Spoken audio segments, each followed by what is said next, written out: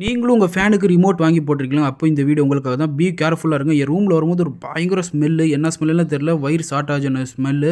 அதுக்கப்புறமா ஃபேன் போடலன்னு சொல்லி fan on பண்ணோன்னா லாஸ்ட்டாக ஃபயர் வந்துச்சு பாருங்கள். ஏசி எல்லாமே டோட்டல் ஆஃப் பண்ணிட்டேன் ரூமில். எனக்கு எங்கே எரிஞ்சிச்சுன்னு தெரியல. அதுக்கப்புறம் கொஞ்சம் நேரம் விட்டு பார்க்கும்போது தான் தெரியுது. ஃபேனில் ரீசெண்டாக ஒரு ரிமோட் ஒன்று வாங்கியிருந்தேன் 2 மந்த்ஸுக்கு முன்னாடி. அதில் தான் கோளாறாக இருக்குது. ஏன்னா இந்த ரிமோட் நைட்டில் ஆட்டோமேட்டிக்காக ஆன் ஆகிடும். அது நான் ஆஃப் பண்ணிவிடுவேன். அது என்ன கோளாறுன்னு தெரியல. நல்லா ஓடிட்டு இருந்துச்சு. திடீர்னு பார்த்தீங்கன்னா இந்த மாதிரி ஆகிப்போச்சு. திடீர்னு ஃபயர் ஆகி எல்லாம் எரிஞ்சிருக்கு. ரொம்ப நேரமாக அது மெல்ட் ஆகிருக்கு. ஸ்மெல்லு ரூம் ஃபுல்லாக இருக்குது. அதனால் எனக்கு தெரியல. அதுக்கப்புறம் ஓப்பன் பண்ணி பார்த்தேன். ஃபேன் இல்லாமல் ரிமூவ் பண்ணிவிட்டு கழட்டிட்டேன். அதுக்கப்புறம் பார்த்தா இந்த இடத்துல தான் ப்ராப்ளம் இருக்குது. அதனால் இந்த ரிமோட் நான் ஆன்லைனில் அமேசானில் வாங்கியிருந்தேன்.